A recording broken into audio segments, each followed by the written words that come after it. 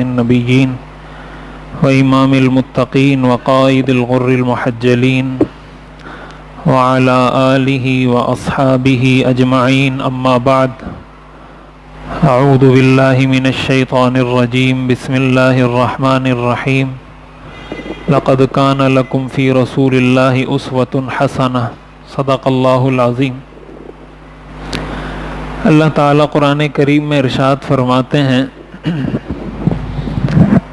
تمہارے لیے رسول اللہ کی ذات میں بہترین نمونہ ہے، زندگی گزارنے کا ایک بہترین نمونہ اللہ نے ہمیں دیا ہے، اور وہ حضور علیہ الصلاۃ والسلام کی ذات ہے۔ آپ نے اپنی ساری زندگی انسانیت کو جو تعلیمات دی ہیں، آپ کی خاصیت یہ ہے کہ آپ نے محض ایک نظریہ اور ایک تھیوری اس انسانیت کو نہیں دی، بلکہ اپنی اس تھیوری پر، اپنے اس نظریے پر امت کو عمل کر کے دکھایا ہے، اور ایک کامیاب زندگی گزار کر امت کو سکھایا ہے کہ اگر دنیا میں کسی نے کامیاب ہونا ہے تو وہ کیسے کامیاب ہو سکتا ہے۔ میں ان دنوں ایک کتاب کا مطالعہ کر رہا ہوں، عربی میں ہے محمد فی اعینہم، اس کا ترجمہ، کتاب کا ٹائٹل ہے محمد فی اعینہم، کہ غیر مسلموں کی نظر میں محمد صلی اللہ علیہ وسلم کا مقام۔ اس موضوع پر وہ کتاب لکھی ہے انہوں نے۔ اس میں آپ غیر مسلموں کے حضور علیہ الصلاۃ والسلام سے متعلق ان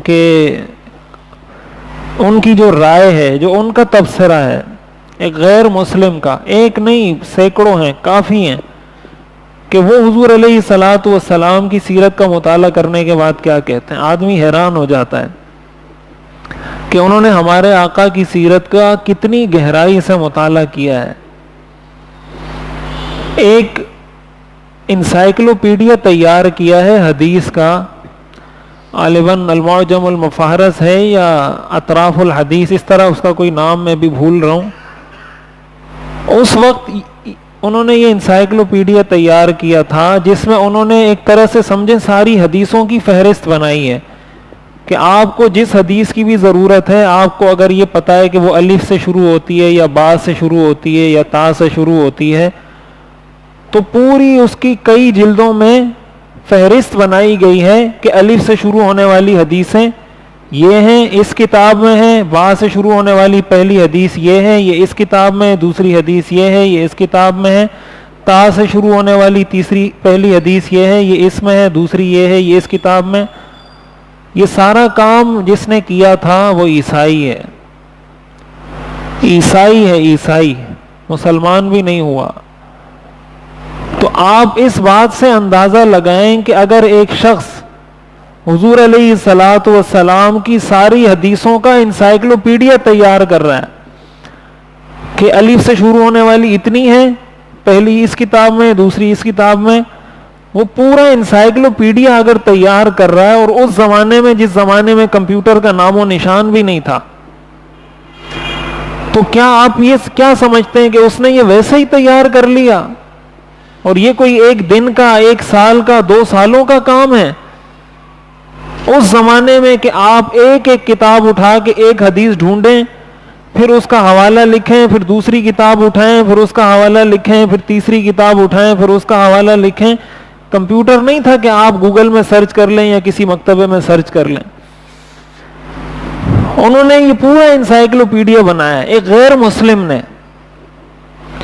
اور ہم مسلمان ہو کر حضور علیہ الصلاۃ والسلام کی سیرت سے ناواقف ہیں، اور ہمیں اس کا احساس بھی نہیں ہوتا کہ ہم کتنی بڑی چیز مس کر رہے ہیں اپنی زندگی میں، کتنی بڑی چیز ہم اپنی زندگی میں ایک مسلمان ہونے کی حیثیت سے مس کر رہے ہیں، ہمیں احساس ہی نہیں ہے۔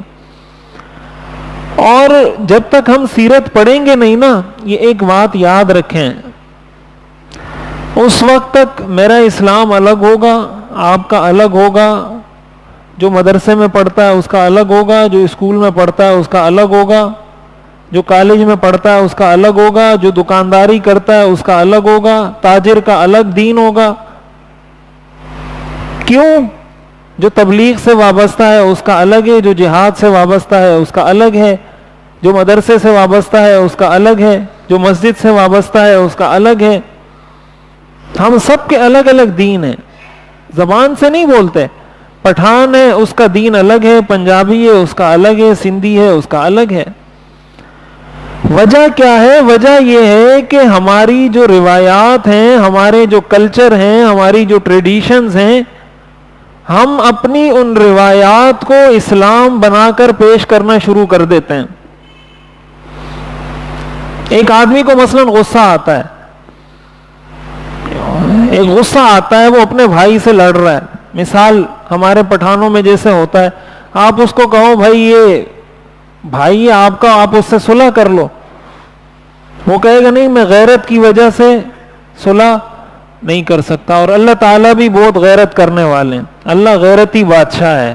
ہمارے لوگ یہ کہتے ہیں اللہ غیرتی بادشاہ ہے اس لیے میں اپنے بھائی سے صلح نہیں کرتا. اب گویا اس نے اپنے بھائی سے قطع تعلقی کو بجائے اس کے کہ کبیرہ گناہ سمجھتا، اس نے اس کو عین اسلام بنا دیا کہ یہ عین اسلام ہے، اس لیے کہ میں غیرت کی وجہ سے کر رہا ہوں. کوئی کسی کو قتل کر دے گا، بولے پوچھیں کیوں قتل کیا؟ کہ غیرت کی وجہ سے. اب اس کا مطلب یہ ہوا نا کہ اس کے تصور میں، اس کے ذہن میں اسلام کا کوئی الگ خاکہ ہے، کوئی الگ اس نے اپنے ذہن میں اسلام کا ایک مفہوم سمجھا ہوا ہے جس کو یہ اپلائی کر رہا ہے. کسی تاجر سے پوچھیں گے تو اس کا ایک الگ اپنا ایک تصور ہوگا، کسی عام آدمی سے پوچھیں گے تو اس کا. وجہ کیا ہے؟ وجہ یہ ہے کہ ہم جب حضور علیہ الصلوۃ والسلام کی سیرت نہیں پڑھیں گے تو ہمیں کچھ پتہ نہیں چلے گا. جب پڑھیں گے تو ہمیں پتہ چلے گا کہ آپ نے تو تجارت بھی کی ہے، آپ تو گھر میں بھی رہے ہیں، باہر بھی رہے ہیں، مسجد میں بھی رہے ہیں، آپ نے پڑھایا بھی ہے. آپ کی زندگی کا ہر معاملہ ہمارے سامنے آ جائے گا. جب ساری چیزیں سامنے آ جائیں گی تو پتہ چل جائے گا یہ اسلام ہے، یہ اسلام نہیں ہے. آج ہم لوگوں کو سمجھا کے تھک جاتے ہیں، تو ان کو بات سمجھ میں کیوں نہیں آتی؟ اس لیے نہیں آتی کہ سیرت سامنے نہیں ہوتی. اس لیے میری یہ گزارش ہے کہ آپ یہ جو سیرت کا جو ہم نے یہ درس شروع کیا نا، یہ انتہائی اہم ہے. اتنا اہم ہے کہ میں اس کی اہمیت کو الفاظ میں بیان نہیں کر سکتا، بہت اہم ہے. میری اس لیے یہ گزارش ہے کہ آپ اس میں اہتمام سے خود بھی شریک ہو، خود صرف شریک نہ ہو، اپنے دوست احباب کو باقاعدہ دعوت دیں. یہ آپ کا ان پر بہت بڑا احسان ہوگا، اور ان کو اس احسان کا اندازہ اس وقت ہوگا جب یہ باتیں اپنی عملی زندگی میں، پریکٹیکل لائف میں ان کے کام آئیں گی. مثال کے طور پر آج ہمارا موضوع ہے حضور علیہ الصلوۃ والسلام کی تجارت. اب ہم نے حضور کی تجارت کے طریقے دیکھنے، آپ نے تجارت کیسے کی. تو ایک آدمی اگر مسلمان ہے، وہ تجارت کر رہا ہے اور اس کے ذہن میں ہو کہ حضور نے ایسے تجارت کی تھی، کیا اس کو کسی اور رہنمائی کی ضرورت ہے؟ پھر کسی ورکشاپ کی ضرورت نہیں ہے، کسی سے ٹریننگ لینے کی اس کو ضرورت نہیں ہے. سب اس کے سامنے ہوگا، سارے اصول اس کو پتہ ہوں گے.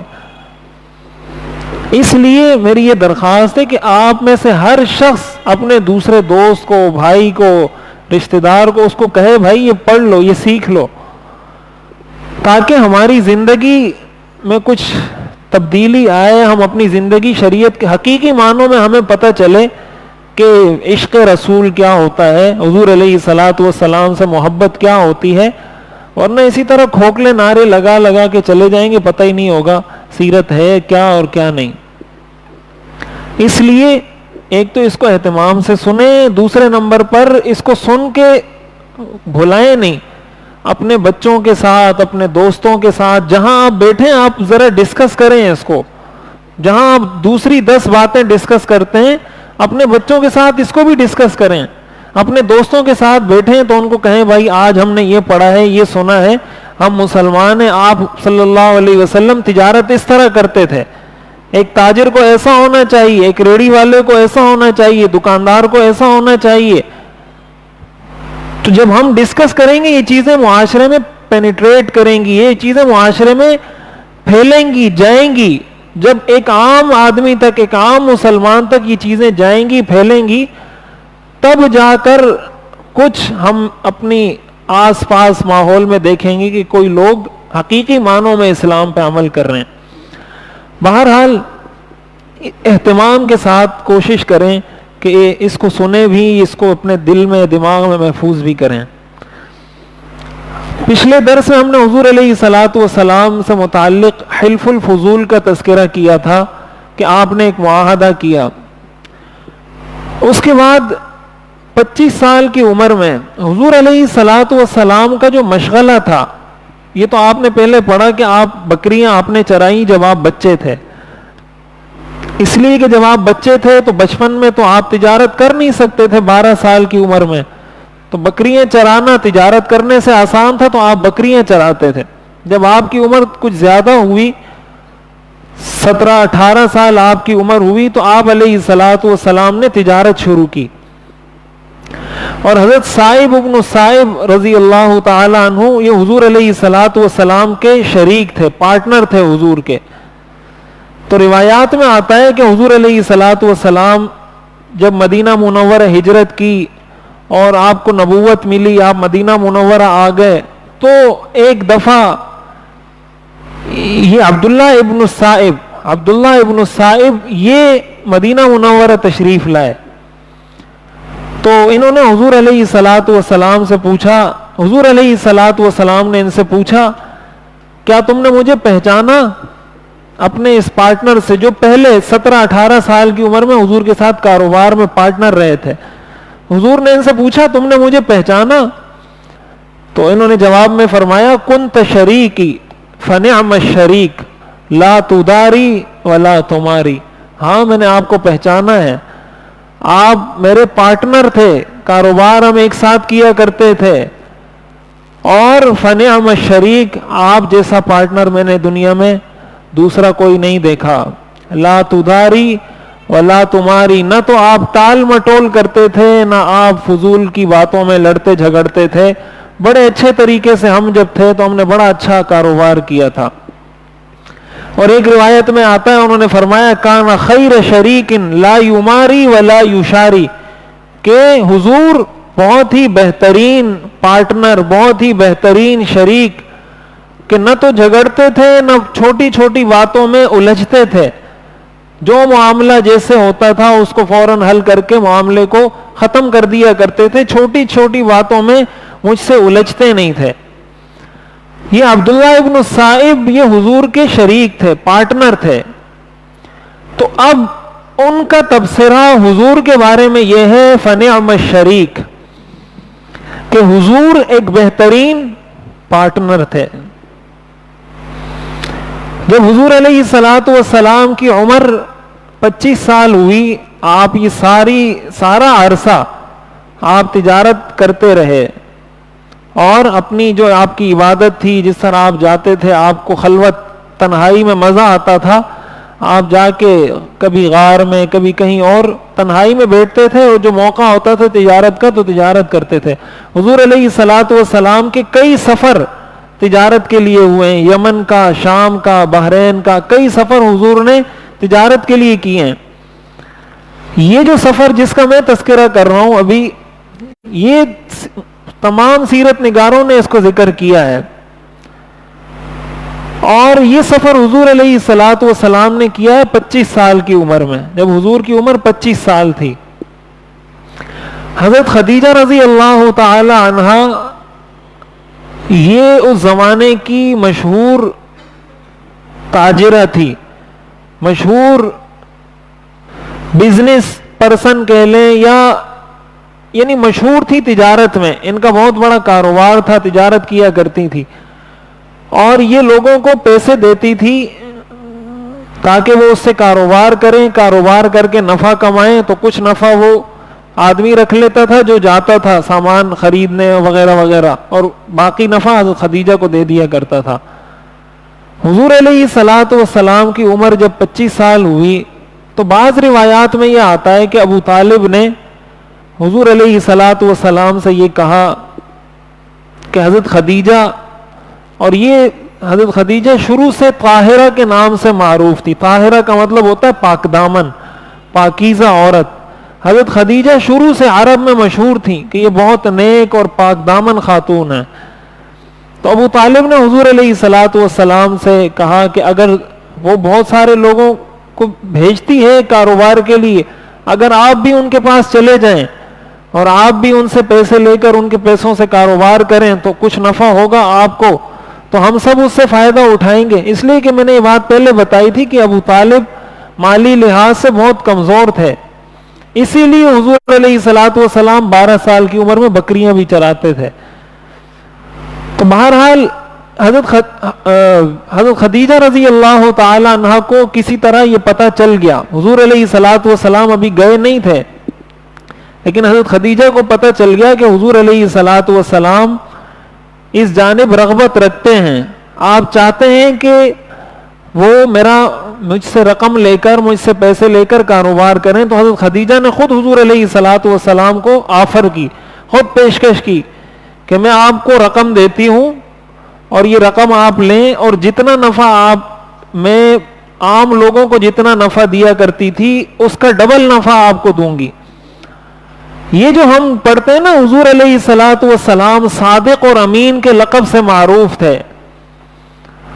صادق اور امین کا مطلب کیا ہوتا ہے؟ صادق کا مطلب ہوتا ہے سچا, امین کا مطلب ہوتا ہے امانت دار. تو صادق انسان نماز پڑھنے سے بنتا ہے, روزہ رکھنے سے صادق بنتا ہے, یا تجارت کرنے سے جب پتہ چلتا ہے کہ صادق ہے اور امین ہے, تجارت سے پتہ چلتا ہے. حضور کو جو صادق اور امین کہا جاتا تھا اس لیے کہا جاتا تھا آپ کے جتنے مالی معاملات تھے بالکل صاف ستھرے تھے. نبوت ملنے کے بعد جب حضور علیہ الصلوۃ والسلام کے قتل کے لیے سارے لوگ جمع ہیں کہ آج ہم نے حضور علیہ الصلوۃ والسلام کو معاذ اللہ قتل کرنا ہے, اور حضور علیہ الصلوۃ والسلام اس رات ہجرت کر رہے ہیں, حضرت علی رضی اللہ تعالیٰ عنہ کو آپ نے اپنی چارپائی پر, اپنے بستر پر لٹایا.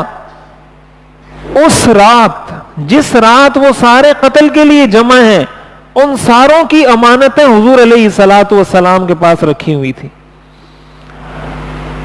یعنی دشمنی اتنی سخت ہے کہ قتل کرنے کے لیے ایک قبیلہ نہیں تھا. انہوں نے مشورہ یہ کیا تھا کہ سارے قبیلے مل کر, ہر قبیلے کا ایک آدمی ہوگا قتل کرنے والوں میں, پورا ایک گروپ ہوگا, تاکہ حضور علیہ الصلوۃ والسلام کا قبیلہ ہم سے بدلہ نہ لے سکے.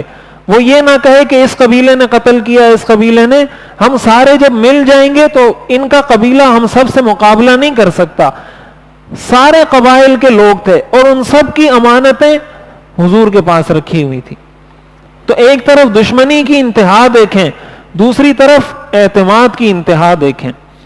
اور حضور علیہ الصلوۃ والسلام کی امانت کا بھی کیا کہنا کہ آپ اس وقت بھی جاتے ہوئے حضرت علی کو ساری امانتیں دے رہے ہیں.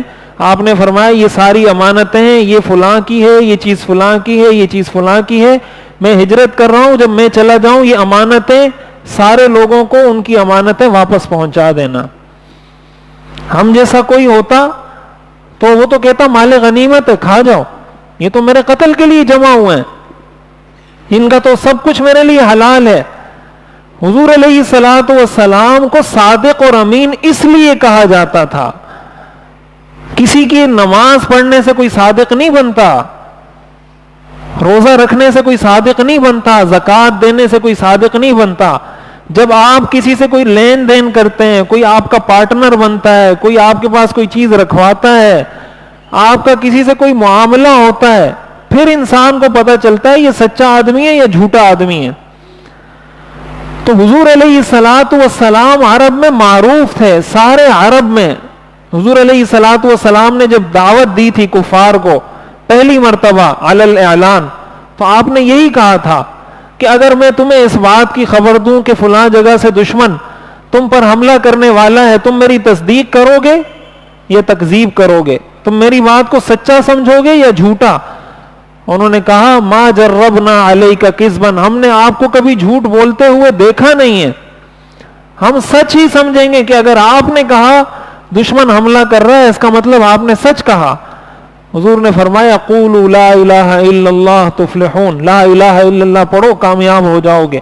اس کے بعد جو ہوا سو ہوا۔ تو حضور علیہ الصلوۃ والسلام کسی کے بھی سچا اور جھوٹا ہونے کا، اچھا یا برا ہونے کا پتہ اس وقت چلتا ہے جب آپ کا اس سے معاملہ ہو۔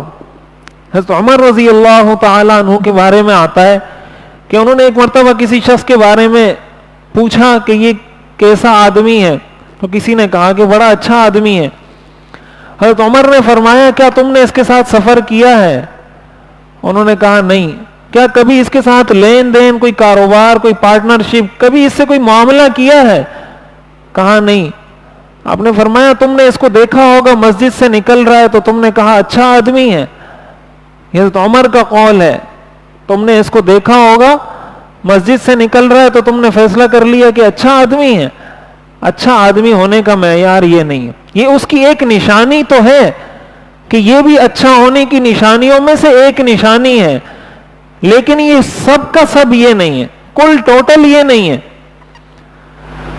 تو حضور علیہ الصلوۃ والسلام کے بارے میں چونکہ معروف تھا، ورنہ آپ نبی تو نہیں تھے، اس لیے حضرت خدیجہ نے حضور سے فرمایا۔ حضرت خدیجہ کے بارے میں یہ آتا ہے کہ لوگ ان سے مال لے کے جایا کرتے تھے، پیسے رقم، اور بہت کم نفع حضرت خدیجہ کو لا کر دیتے تھے، سارا خود ہڑپ کر کے خود رکھ کے تھوڑا بہت نفع حضرت خدیجہ کو دے دیا کرتے تھے۔ حضور کے بارے میں حضرت خدیجہ کو پتا تھا کہ یہ صادق اور امین ہے، اس لیے حضرت خدیجہ نے فرمایا کہ آپ میرے پیسے لو، رقم لو، میں آپ کو ڈبل نفع دوں گی۔ آپ اگر تجارت میرے پیسوں سے کرو گے تو میں آپ کو ڈبل نفع دوں گی۔ حضور علیہ الصلوۃ والسلام نے ان سے وہ رقم لی اور آپ شام تشریف لے گئے۔ شام جو بھی تجارت، مال تجارت خریدا جاتا تھا وہ آپ نے خریدا، پھر اس سے نفع کمایا۔ حضور علیہ الصلوۃ والسلام کے ساتھ حضرت خدیجہ کے ایک غلام تھے، ان کا نام تھا میسرہ۔ میسرہ ان کا نام تھا، حضرت خدیجہ کے غلام تھے۔ حضرت خدیجہ نے ان کو ساتھ بھیجا تھا کہ تم بھی ان کے ساتھ جاؤ۔ تو انہوں نے راستے میں حضور علیہ الصلوۃ والسلام کے بڑے عجیب و غریب معجزات دیکھے، بہت سی ایسی چیزیں دیکھی، آپ کے معاملات دیکھے۔ وہاں شام میں ہی یہ بھی روایات میں آتا ہے کہ کسی سے آپ کوئی چیز بیچ خرید رہے تھے تو کسی نے کہا کہ مجھے یقین نہیں، تم لات اور عزا کی قسم کھاؤ۔ لات اور عزا ان کے بتوں کے نام تھے۔ حضور سے کہا لات اور عزا کی قسم کھاؤ، آپ نے فرمایا میں لات اور عزا کی قسم نہیں کھاتا، میں شرک نہیں کرتا۔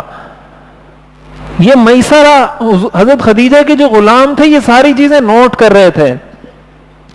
حضرت خدیجہ کا جو حضور سے نکاح ہوا ہے نا، اس کے پیچھے یہ ساری کہانی تھی، یہ ساری چیزیں حضرت جو میسرہ تھے حضرت خدیجہ کے غلام وہ نوٹ کر رہے تھے۔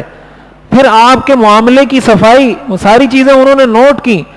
جہاں جہاں حضور علیہ الصلوۃ والسلام جاتے تھے فرشتے بادل کی شکل میں حضور علیہ الصلوۃ والسلام پر سایہ کرتے تھے۔ جہاں حضور علیہ الصلوۃ والسلام جاتے تھے بادل حضور علیہ الصلوۃ والسلام کے ساتھ ساتھ جایا کرتے تھے۔ یہ چیزیں بھی انہوں نے نوٹ کی۔ حضرت خدیجہ پڑھی لکھی خاتون تھیں، ان کو پہلے سے پتا تھا کہ ایک نبی نے مبعوث ہونا ہے، اور کئی دفعہ حضرت خدیجہ پہلے یہ کہہ چکی تھی کہ وہ جو نبی مبعوث ہونا ہے وہ یہی شخصیت ہیں۔ حضرت خدیجہ پہلے سے پیشن گوئی کر چکی تھی۔ تو یہ ساری چیزیں جب انہوں نے دیکھی تو حضور علیہ الصلوۃ والسلام واپس تشریف لائے، اور اس سے پہلے حضرت خدیجہ کو کاروبار میں جتنا نفع ہوا تھا سب سے زیادہ نفع اس دفعہ ہوا جب حضور علیہ الصلوۃ والسلام ان کے لیے تجارت کر کے وہاں سے واپس تشریف لائے۔ حضور علیہ الصلوۃ والسلام نے جو بھی نفع تھا اپنا حصہ رکھ کر حضرت خدیجہ کو باقی رقم واپس کر دی۔ یہ تو حضور کے سفر کا ایک سفر کا تذکرہ ہے۔ اس کے علاوہ جیسے میں نے عرض کیا حضرت عبداللہ ابن صائب کا، ان کا حضور علیہ الصلوۃ والسلام کے ساتھ تجارت کرنا، کئی مواقع پر حضور علیہ الصلوۃ والسلام نے مختلف تجارت، مختلف کاروبار کیے ہیں۔ اب اس سے ہمیں ایک سب سے پہلی بات، یہ جو سب کچھ ہوا، پھر میسرہ نے حضرت خدیجہ کو یہ سب کچھ بتایا کہ ان کو تو میں نے دیکھا بادل ان پر سایہ کرتے تھے، ان کو ایک شخص نے کہا کہ لات اور عزا کی قسم کھاؤ، انہوں نے انکار کر دیا کہ میں لات اور عزا کی قسم نہیں کھاتا۔ یہ ساری چیزیں حضرت خدیجہ رضی اللہ تعالیٰ عنہ کو بتا دی تھی انہوں نے۔ اب سب سے پہلی چیز جو اس سے ہمیں سیکھنے کو ملتی ہے، میں اس پر پہلے تفصیل سے بات کر چکا ہوں، کہ ایک انسان کو، ایک مسلمان کو یہ کوشش کرنی چاہیے کہ وہ بجائے کسی کے اوپر ڈیپینڈنٹ ہونے کے، کسی کے اوپر بوجھ بننے کے، اس کو یہ چاہیے کہ اپنا خرچہ، اپنی ضروریات خود اپنی جیب سے، اپنی محنت سے کما کر پوری کرے۔ حضور علیہ الصلاۃ والسلام کا یہ عمل، اور صرف یہ عمل نہیں، جب حضور علیہ الصلاۃ والسلام نے مدینہ منورہ ہجرت کی تو مدینہ میں ایک بازار تھا قینقاع، یہ یہودی تھے بنو قینقاع، ان کی جگہ میں یہودیوں کا تسلط تھا، جیسے آج کل ہمارے ہاں دنیا میں ملٹی نیشنل کمپنیوں کا تسلط ہے تجارت پر، ان کا تسلط ہے۔ مدینہ میں اس وقت تجارت پر یہودیوں کا قبضہ تھا۔ حضور علیہ الصلاۃ والسلام جب تشریف لائے، آپ کو اندازہ ہوا، اور جب بھی مسلمان وہاں کچھ خریدنے کے لیے جاتے تھے یہودی تنگ کرتے تھے۔ یہ غزوہ بنو قینقاع یہ آگے آئے گا، حضور علیہ الصلاۃ والسلام نے باقاعدہ جنگ کی ہے اس قبیلے سے، ان سے باقاعدہ جہاد کیا ہے، ان کو مدینہ آپ نے ملک بدر کیا تھا، مدینہ سے نکال دیا تھا آپ نے اس قبیلے کو بعد میں، اور اس کی وجہ بھی یہی بنی تھی کہ ایک مسلمان خاتون وہاں خریداری کر رہی تھی، انہوں نے تنگ کیا تھا اس خاتون کو، حضور علیہ الصلاۃ والسلام نے اس کی پاداش میں ان کو مدینہ سے نکال دیا تھا۔ تو یہ حضور علیہ الصلاۃ والسلام کو جب یہ پتہ چلا کہ مدینہ کے کاروبار پر یہودیوں کا تسلط ہے، تو آپ نے فرمایا کہ ہمیں اپنا کوئی کاروباری سسٹم بنانا پڑے گا تاکہ ہم مسلمان آزاد رہ سکیں۔ حضور علیہ الصلاۃ والسلام نے خود جگہ متعین فرمائی، اس کا نام ہے سوق المدینہ، آپ نے رکھا۔ سوق المدینہ کا مطلب آپ اردو میں کہتے ہیں مدینہ مارکیٹ، یہ آپ نے اس کا نام تجویز فرمایا کہ یہ اس مارکیٹ کا نام ہے، اور یہاں پر مسلمان تاجر جتنے بھی ہیں وہ یہاں آ کر کاروبار کریں گے۔ اور آہستہ آہستہ آہستہ آہستہ حضور علیہ الصلاۃ والسلام نے اس کے لیے بہت ساری شرائط بیان کی، آپ نے ان کو ٹیکس فری قرار دیا، آپ نے فرمایا اس بازار والوں سے کوئی ٹیکس نہیں لیا جائے گا۔ آج بھی اگر آپ دنیا میں دیکھیں، آج کی دنیا میں کاروباری لوگوں کو سہولیات فراہم کی جاتی ہیں، ان کو بہت ساری چیزوں میں سبسڈی دی جاتی ہے، بہت سارے ٹیکس ان سے ہٹا دیے جاتے ہیں تاکہ ان کا کاروبار چلے اور ملک ترقی کرے۔ حضور علیہ الصلاۃ والسلام ہی کا طریقہ تھا جس کو آج فالو کیا جا رہا ہے۔ حضور نے اس وقت فرمایا تھا کہ اس مارکیٹ کے لوگوں سے ٹیکس ختم، ان سے کوئی ٹیکس نہیں لیا جائے گا تاکہ یہ اپنا کاروبار اچھے طریقے سے کر سکیں۔ اور آپ نے یہ بھی فرمایا کہ اس بازار کی حدود کو تنگ نہ کیا جائے، جتنی حدود میں نے متعین کی ہے اس سے بڑا تو کریں اس کو، لیکن اس سے چھوٹا نہ کرنا اس کو۔ آپ نے خود بازار قائم فرمایا۔ آج آپ دنیا میں دیکھ لیں، جہاں بھی کوئی شہر بستا ہے، جہاں بھی کوئی ملک ہوتا ہے، ہر شہر میں، ہر بستی میں باقاعدہ بازار قائم کیے جاتے ہیں۔ حضور علیہ الصلاۃ والسلام نے اس وقت یہ بازار قائم کیا تھا۔ تو عرض کرنے کا مقصد یہ ہے کہ ہم جب حضور علیہ الصلاۃ والسلام کے بارے میں سنتے ہیں تو ہمارے ذہن میں یہی آتا ہے کہ شاید بس مسجد کے امام تھے، نماز پڑھاتے ہوں گے، عید کی نماز پڑھاتے ہوں گے، اور بس پھر اللہ اللہ کرتے ہوں گے بیٹھ کے۔ حضور علیہ الصلاۃ والسلام حکمران وقت تھے، آپ ملک کے صدر تھے، اسلامی ریاست کے سربراہ تھے، آپ قاضی القضاة تھے، چیف جسٹس تھے، آپ محض ایک امام مسجد کے نہیں تھے، آپ نے یہ سارے کام کیے ہیں۔ ایک مسلمان جب تجارت کرے گا اس کو یہ دیکھنا پڑے گا کہ ہمارے آقا نے تجارت کس طریقے سے کی ہے، ورنہ اس کا مطلب یہ ہوگا کہ میں تجارت کے معاملے میں حضور کی تعلیمات پہ عمل نہیں کرنا چاہتا۔ حضرت عمر رضی اللہ تعالیٰ عنہ کے بارے میں آتا ہے، وہ فرمایا کرتے تھے مدینہ کے بازار میں کوئی ایسا شخص تجارت نہ کرے جس کو تجارت کے مسائل کا علم نہ ہو، ایسے شخص کو مدینہ کے بازار میں دکان کھولنے نہیں دیتے تھے جب تک اس کے بارے میں یہ پتہ نہیں ہوتا تھا کہ اس کو اسلام کے تجارت کے احکام اور مسائل پتہ ہیں یا نہیں پتہ۔ ہم اگر اس دور میں ہوتے، آج ہم میں سے ہر شخص یہ تمنا کرتا ہے کاش میں حضور کے دور میں ہوتا. حضرت عمر کے دور میں اگر ہم ہوتے تو شاید ہم میں سے کسی کو بھی دکان کھولنے کی اجازت ان کے بازار میں نہیں ملتی. کیوں؟ اس لیے کہ ہم کاروبار تو کرتے ہیں لیکن اپنے طریقے سے, اپنی مرضی سے. ہمیں نہیں پتا تجارت کا اصول کیا ہے, تجارت کے آداب کیا ہیں, حضور علیہ الصلوۃ والسلام کیسے تاجر تھے. تو یہ آرزو کرنا تو بہت آسان ہے, صحابہ کی طرح بن کے دکھانا بڑا مشکل ہے. حضرت عمر رضی اللہ تعالیٰ عنہ ایسے شخص کو بازار سے نکال دیا کرتے تھے کہ اس کو تجارت کے مسائل نہیں آتے تو تجارت کیا کرے گا. حضور علیہ الصلوۃ والسلام کی اتنی واضح تعلیمات ہیں, اتنی واضح تعلیمات. میں چند احادیث پڑھ کے, اور صحابہ میں جو ہم واقعات پڑھتے ہیں, حضرت ابو بکر صدیق رضی اللہ تعالیٰ عنہ, حضرت عمر, حضرت عثمان, حضرت عبد الرحمن ابن عوف, حضرت زبیر, یہ بڑے بڑے تاجر تھے. حضرت زبیر رضی اللہ تعالیٰ عنہ کا جب انتقال ہوا ہے, اپنے ترکے میں 4 کروڑ درہم چھوڑ کر گئے ہیں. 4 کروڑ درہم حضرت زبیر رضی اللہ تعالیٰ عنہ اپنے ترکے میں چھوڑ کر گئے ہیں. حضرت عثمان رضی اللہ تعالیٰ عنہ, ایک مرتبہ حضرت عثمان رضی اللہ تعالیٰ عنہ کپڑے کی تجارت کرتے تھے. حضرت ابو بکر صدیق رضی اللہ عنہ کپڑے کی تجارت کرتے تھے. ایک مرتبہ ان کا قافلہ آیا, مدینہ میں قحط تھا حضرت عثمان رضی اللہ تعالیٰ عنہ کا, اور اس پر غلہ, اناج, یہ چیزیں تھی جو زمانے میں کھائی جاتی تھی. حضرت عثمان کو جب پتہ چلا, حضور علیہ الصلوۃ والسلام نے اس کی فضیلت بیان فرمائی کہ کوئی مدینہ کے لوگوں پر صدقہ کرے تاکہ مدینہ سے قحط ختم ہو. حضرت عثمان نے 1000 اونٹ صدقہ کیے, 1000 اونٹ, اور اس پر لدا ہوا سارا اناج, کہا یہ اللہ کی راہ میں میری طرف سے صدقہ ہے. 1000 اونٹ, آپ اندازہ لگائیں کہ 1000 اونٹ, پھر اس 1000 اونٹوں پر لدا ہوا سارا سامان سب اللہ کی راہ میں صدقہ کر دیا. وہ تاجر بھی تھے لیکن تاجر بھی ایسے تھے. ایک مرتبہ مدینہ میں میٹھا پانی نہیں تھا, میٹھے پانی کی کمی تھی. حضور علیہ الصلوۃ والسلام نے فرمایا کوئی مسلمانوں کو یہ خرید کر دے دے, یا کوئی طریقہ اس سے ایسا ہو کہ مسلمان میٹھا پانی پی سکیں, کڑوا پانی پینا پڑتا تھا. حضرت عثمان رضی اللہ تعالی عنہ نے وہ کنواں 45,000 درہم میں خرید کر اللہ کی راہ میں وقف کر دیا. 45,000 درہم کتنے ہوتے ہیں؟ 200 درہم پر زکوٰۃ فرض ہوتی ہے. 200 درہم 52.5 تولہ چاندی ہوتی ہے. حضرت عثمان نے 45,000 درہم کا یہ کنواں خریدا اور اللہ کی راہ میں وقف کر دیا.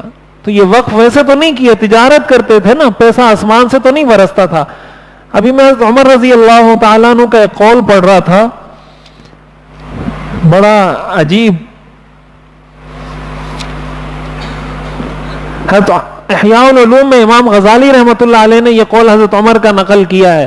فرماتے تھے لا يقعد احدكم عن طلب الرزق ويقول اللهم ارزقني فقد علمتم ان السماء لا تمطر ذهبا ولا فضة. تم میں سے کوئی شخص گھر میں بیٹھ کر یہ دعائیں کرنا نہ شروع کر دے, یا اللہ مجھے رزق عطا فرما, یا اللہ مجھے رزق عطا فرما.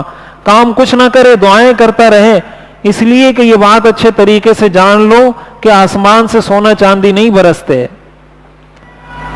آسمان سے سونا چاندی, یہ حضرت عمر کا قول ہے. امام غزالی نے احیاء العلوم میں اس کو نقل کیا ہے. تو آسمان سے سونا چاندی نہیں برستے, انسان کو محنت کرنی پڑتی ہے. اور محنت بھی اگر آپ حضور علیہ الصلوۃ والسلام کی سیرت کا مطالعہ کریں, حضور علیہ الصلوۃ والسلام نے سارے طریقوں میں تجارت کو زیادہ اہمیت دی ہے. صحابہ فرماتے ہیں کہ مدینہ میں ہمیں سمسار کہا جاتا تھا. سمسار اردو میں جس کو ہم دلال بولتے ہیں. دلال کے وہ کسی کو کہہ دے بھائی اتنے کی, بیچ میں ایجنٹ جو بن جاتا ہے, تو وہ کہتے ہیں ہمیں سمسار, عربی میں اس کو سمسار کہتے ہیں. سماسرہ کہا جاتا تھا ہم کو. تو یہ اچھا نام نہیں تھا. جیسے دلال کا لفظ اردو میں اچھا نہیں ہے نا, عربی میں یہ سماسرہ کا لفظ بھی اچھا نہیں ہے. حضور نے فرمایا آج کے بعد تمہارا نام سماسرہ نہیں, آپ نے فرمایا یا معشر التجار, تمہارا نام آج کے بعد تاجر ہے. تمہیں آج کے بعد تاجر کہا جائے گا، دلال نہیں کہا جائے گا. آپ نے ان کا نام باقاعدہ چینج کر کے کہا کہ آج کے بعد تمہارا ٹائٹل تاجر ہوگا، دلال نہیں ہوگا. اس لیے کہ دلال اچھا نام نہیں ہے، تاجر اچھا نام ہے. تو حضور علیہ الصلوۃ والسلام نے یہ جو کاروبار کیا، اس کو فقہ کی اصطلاح میں کہا جاتا ہے مضاربت. مضاربت کا مطلب یہ ہوتا ہے، یہ شریعت میں باقاعدہ ایک موڈ آف فائنانس ہے.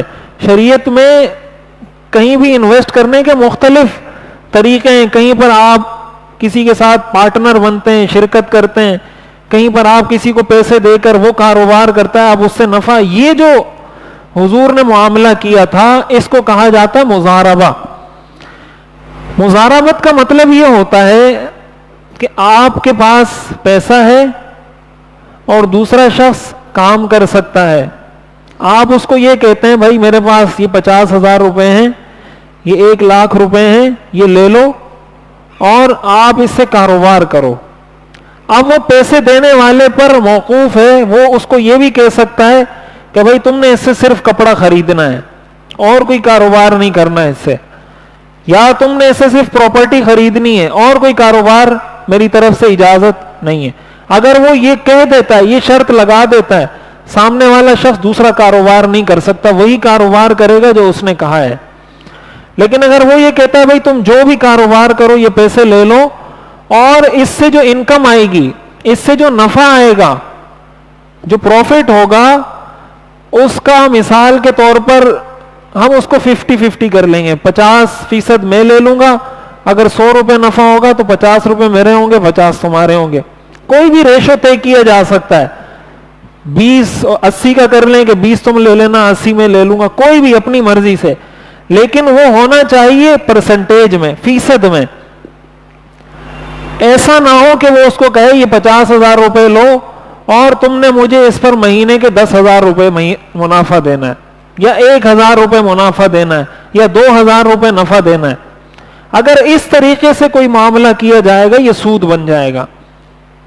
پھر یہ مضاربت نہیں رہے گی. پھر یہ ہوتا ہے پیسے پر پیسہ لیا جاتا ہے. حدیث میں آتا ہے کل قرض جر نفعا فہو ربا، کہ جو فقہ کا قاعدہ ہے کہ جو بھی قرض نفع کو کھینچ کر لائے وہ سود ہوتا ہے. اس کا مطلب یہ ہوا کہ آپ نے اس کو 50,000 روپے قرض دیے اور قرض کے بدلے میں 1,000 روپے آپ اس سے ہر مہینے نفع لے رہے ہیں. تو آپ اگر کاروبار کرنا چاہتے ہیں مضاربت، اس کا طریقہ کار یہ ہوگا کہ آپ اس کو پیسے دے دیں، اس کو بتا دیں، وہ کاروبار کرے گا.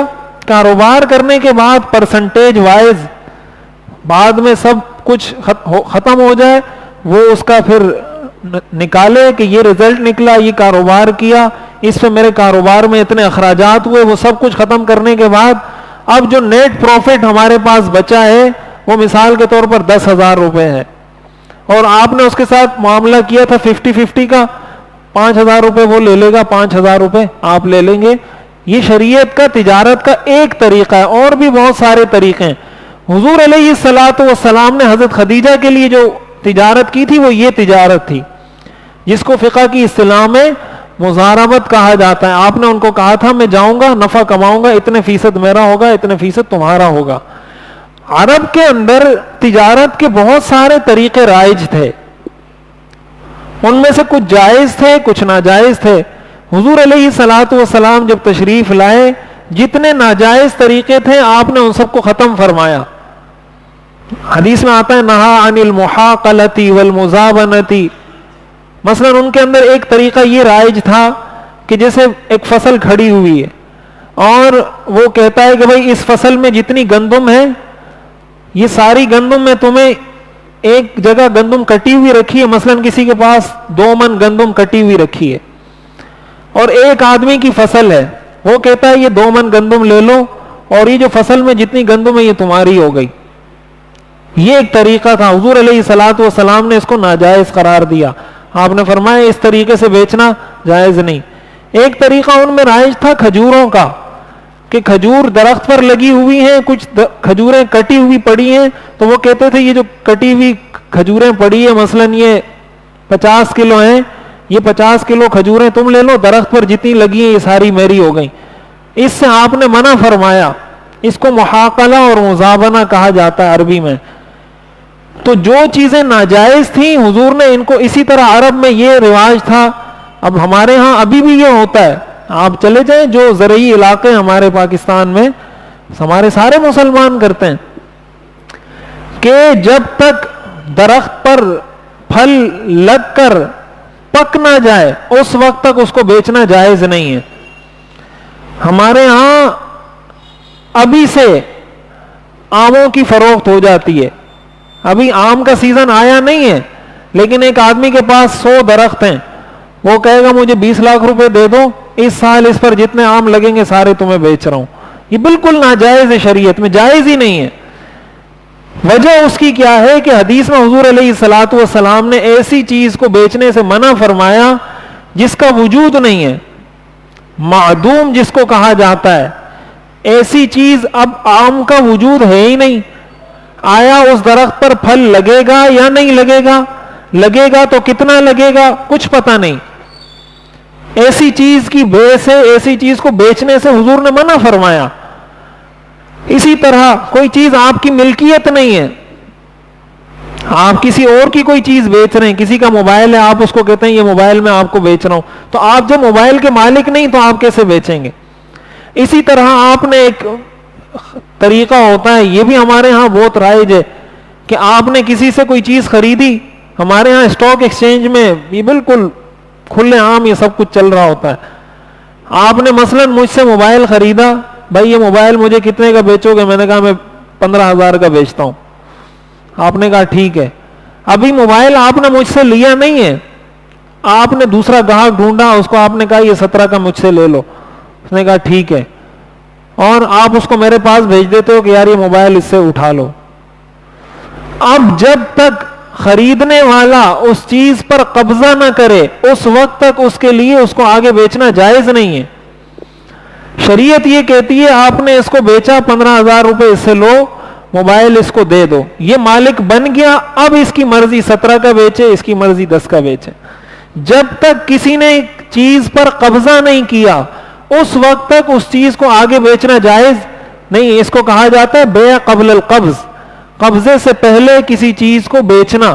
ہمارے یہاں یہی ہوتا ہے نا کہ ایک چیز, ہمارے یہاں بحریہ ٹاؤن میں کتنی مرتبہ ایسا, کئی جگہوں پر ایسا ہوتا ہے کہ ایک مثلاً ایک پلاٹ ہے, کوئی آپ نے کوئی چیز خریدی, اس نے کہا یہ میں آپ کو 50 لاکھ کا بیچتا ہوں. اس نے کہا ٹھیک ہے. اس نے آگے اس کو کہا مجھ سے 60 کا لے لو, ٹھیک ہے. اس نے 70 کا بیچ دیا, اس نے 80 کا بیچ دیا, کسی نے بھی قبضہ نہیں کیا. یہ جو سرکل چل رہا ہے, شریعت کا ہر معاملہ ایسٹ بیسڈ ہوتا ہے. شریعت کے ہر معاملے میں پیچھے کوئی سرمایہ ہونا چاہیے, اس کی کوئی حقیقت ہونی چاہیے. خیالی عمارتیں شریعت کھڑی نہیں کرتی. سود میں اور شریعت کی تجارت میں فرق یہ ہے کہ سود میں پیسہ ایک جیسے غبارے میں آپ ہوا بھر دیتے ہیں, لگتا ہے ایسا ہے کہ بہت زیادہ پیسہ ہے, سوئی آپ چبوئیں گے اندر کچھ بھی نہیں ہوگا. وجہ اس کی یہ ہے کہ اس طریقے سے سرکل چل رہا ہوتا ہے. یہ اس کا مقروض ہے, وہ اس کا مقروض ہے, وہ اس کا مقروض ہے. یہ سمجھ رہا ہے میرے پاس 50 لاکھ پڑے ہیں, وہ کہہ رہا ہے میرے پاس 60 لاکھ پڑے ہیں. وہ سمجھ رہا ہے میرے پاس 80 لاکھ پڑے ہیں, وہ سمجھ رہا ہے میرے پاس 90 لاکھ پڑے ہیں. ہے کسی کے پاس بھی نہیں. کیوں نہیں ہے؟ اس لیے کہ سارے آگے پیچھے بیچ رہے ہیں اس کو, پیسے کسی کے پاس بھی نہیں ہے. تو یہ خواہ ایک آدمی اپنے آپ کو 50 کا مالک سمجھ رہا ہے, دوسرا 60 کا مالک سمجھ رہا ہے, تیسرا 70 کا, اور حقیقت میں اندر کچھ بھی نہیں ہے. یہ ہوتا ہے سود, اور یہ ہوتا ہے ناجائز طریقہ. شریعت کے کسی بھی طریقے میں ایسا ممکن ہی نہیں ہے. شریعت آپ کو یہ کہتی ہے آپ پلاٹ لیں, قبضہ کریں, فائل لیں, آپ کے نام پر ہوا, یا آپ نے اس کو قانونی قبضہ کر لیا, اب آپ آگے بیچ دیں. دوسرا آدمی آگے بیچنا چاہتا ہے, آپ سے فائل لے, قبضہ حاصل کرے, آگے بیچ دے. تو یہ جو چکر چل رہا تھا نا کہ اوپر تو 5 بندوں نے اس کو خرید لیا اور پیسے کسی کے پاس بھی نہیں ہے, یہ چکر اس میں نہیں ہوگا. یہ تو بہرحال یہ تو تھوڑی ڈیپ گہرائی کی باتیں ہیں.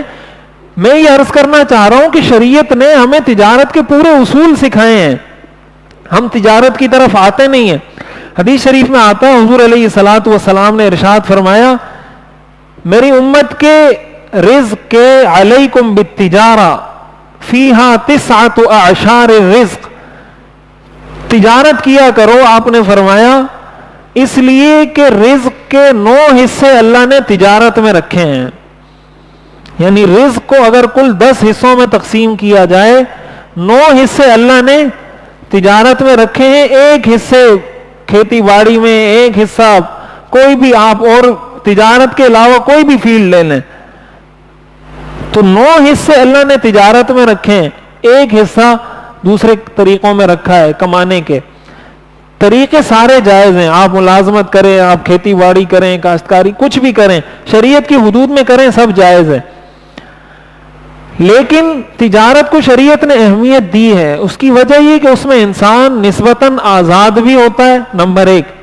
نمبر 2، اس میں اس کو سیکھنے کو ملتا ہے. وہ خطرات سے اور بہت ساری چیزوں سے ٹکرانے کا حوصلہ اس میں آتا ہے.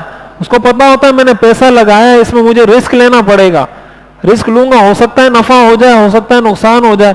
اس سے لوگوں کو معاملات کرنے کا ڈھنگ آتا ہے، بات کرنے کا سلیقہ آتا ہے، اپنے گاہک کو کنٹرول کرنے کا، اس کو رضامند کرنے کا طریقہ آتا ہے. یہ سارے معاملات وہ سیکھتا ہے، تو جس کی وجہ سے وہ ایک اچھی زندگی گزار سکتا ہے. مثال کے طور پر ایک آدمی ہے، وہ کمپنی میں جا کے مشین چلاتا ہے، کوئی بھی کپڑے کی مشین چلاتا ہے یا کوئی بھی چلاتا ہے. اب وہ مشین چلا رہا ہے، وہاں پر آئے گا شام میں اور وہ اس نے چلا لی مشین، پیسہ اس نے کما لیا، حلال ہے، ٹھیک ہے، جائز ہے. لیکن اب اس کو یہ نہیں پتا کہ اس نے آگے لوگوں کے ساتھ بات چیت کیسے کرنی ہے، کسی کو رضامند کسی بات پہ کرنا ہو تو کیسے کروں گا، اور کہیں پر اگر مجھے رسک لینا پڑ جائے تو مجھ میں اتنا حوصلہ ہے کہ میں رسک لے سکوں یا نہیں. اس میں یہ حوصلہ پیدا ہی نہیں ہوگا، اس لیے کہ اس کو تو لگی بندی تنخواہ مل رہی ہے، جاتا ہے 20,000 روپے مل جاتے ہیں مہینے کے آخر میں، پھر چلا جاتا ہے. ہمارے ہاں جتنے لوگ تعلیم حاصل کرتے ہیں، ایجوکیشن جس کو ہم آج کل تعلیم کہتے ہیں، تعلیم یافتہ، ڈگریاں حاصل کر لیتے ہیں، ملازمت ملتی نہیں ہے، جب پھر گھر میں پڑے رہتے ہیں. میں نے انجینئرنگ کی ہوئی ہے، میں نے MBA کیا ہوا ہے، BBA کیا ہوا ہے، BS کیا ہوا ہے، MA کیا ہوا ہے، پتہ نہیں کیا کیا کیا ہوا ہے، اور فارغ. کیوں بھائی؟ مجھے میری مرضی کی جاب نہیں مل رہی. یعنی ہمارے اسکولوں نے، ہمارے کالجوں نے، ہماری یونیورسٹیوں نے، انگریز جب یہاں آیا تھا اس نے جو یہ نظام تعلیم نافذ کیا تھا نا، یہ باتیں پھر لوگوں کو بڑی عجیب لگتی ہیں، کہتے ہیں کہ مولوی عجیب عجیب باتیں کرتے ہیں. تاریخ آپ پڑھیں نا، میں تو کوئی آسمانی باتیں تو کر نہیں رہا، یہ باتیں کتابوں میں لکھی ہوئی ہیں. آپ پڑھیں تاریخ، سب آپ کو پتہ چل جائے گا. یہ نظام تعلیم جب میں یہ نہیں کہہ رہا، اس بات کو اچھے طریقے سے سمجھیں کہ یہ ڈگری حاصل نہ کریں، سب کچھ حاصل کریں، امت کو ضرورت ہے ساری چیزوں کی، اور اچھے طریقے سے اس کو استعمال بھی کریں. لیکن کم از کم اپنی سوچ کو تبدیل کریں. سوچ تبدیل کرنے کا مطلب یہ ہے کہ ہماری یونیورسٹی میں پڑھنے والا ایک بچہ جب یونیورسٹی سے پڑھ کے نکلتا ہے، اس کے خواب و خیال میں بھی نہیں ہوتا کہ میں کبھی کاروبار بھی کروں گا. مثال کے طور پر ایک لڑکا ہے، ایک بچہ ہے جس نے ساری زندگی بزنس پڑھا، اس کے پاس ساری ڈگریاں فائنانس اور بزنس سے ریلیٹڈ ہیں، اور جب فارغ ہوگا تو جا کے کمپنی میں مینیجر لگے گا. بھائی تم نے ساری زندگی بزنس پڑھا ہے تو جا کے بزنس کرو. لیکن یہ سوچ ہمیں دی گئی ہے. انگریز جب یہاں آیا تھا، انگریز نے کہا اب ان سارے لوگوں کو ہم ایسا کوئی نظام تعلیم دیں جس کی وجہ سے ہمیں اپنی کمپنیوں میں جو کلرک چاہیے ہوتے ہیں، ہمیں جو لوگ چاہیے ہوتے ہیں، تو کچھ ایسے پڑھے لکھے لوگ مل جائیں جو ہماری کمپنیوں کے کام کر سکیں. ایسا کوئی نظام تعلیم ان کو دے دو کہ ہمیں کمپنیوں میں کام کرنے کے لیے لوگ مل سکیں. انہوں نے یہ نظام تعلیم رائج کیا، دین کو نظام تعلیم سے الگ کر دیا. اب تک وہ سلسلہ چل رہا ہے. تو آپ جب کسی یونیورسٹی سے پڑھ کے نکلتے ہیں، آپ کو اپنی فیلڈ میں جاب ملتی ہے، آپ نے اس میں مہارت حاصل کی ہے، اچھی بات ہے، جائیں اپنی فیلڈ میں. لیکن آپ کو پتہ ہے، اب میں ایک دفعہ یہ کوئی 5-6 سال پہلے کی بات ہے، ایک دوست ہمیں بتا رہا تھا کوئی ریلوے کا، پتہ نہیں اس نے انجینئرنگ کی ہوئی تھی کیا، یہ ریل کا ایک انجن ہوتا ہے، لوکوموٹیو بولتے ہیں غالباً اس کو، لوکوموٹیو، شاید مجھے بھی نام بھول رہا ہے. تو اس نے وہ انجن چلانے والے مخصوص لوگ ہوتے ہیں، اس آدمی کو وہ انجن چلانا آتا نہیں تھا. لیکن اوپر سے پریشر تھا, سفارش تھی, بھائی یہ انجن اس کے حوالے کرو تاکہ یہ چلائے, سفارش ہے, اور اس کو مجبور کیا جا رہا تھا. وہ کہہ رہا تھا نہیں بھائی میں نہیں دوں گا, کل کو حادثہ ہوگا, کوئی بھی مسئلہ ہوگا, سارا مسئلہ میرے اوپر آئے گا, تم نے یہ اس کو دیا کیوں؟ کہا نہیں اس کے حوالے کر دو. اب ایک ایسے آدمی کو آپ نے ریل حوالے کر دی, ٹرین حوالے کر دی اس کو, جس کو چلانا ہی نہیں آتی.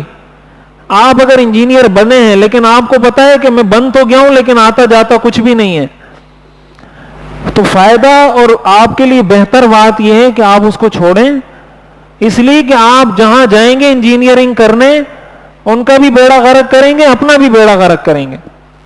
نقشہ بنایا آپ نے بلڈنگ کا, اور آپ کو پتا ہے نہیں نقشہ بنتا کیسے, ڈگری آپ کے پاس آ گئی ہے, آپ کہو میں انجینئر ہوں, یہ میرے پاس ڈگری ہے, لیکن آپ کو پتا ہے کہ میرے کو نہیں آتا, یا آپ میکینیکل انجینئر ہیں یا الیکٹریکل ہیں یا کچھ بھی ہیں, اور آپ کو پتا ہے کہ یہ کام ڈگری تو ہے, کام نہیں آتا. پھر آپ کو چاہیے کہ آپ اس فیلڈ میں اپنے ساتھ, تو انسان کو مخلص ہونا چاہیے نا.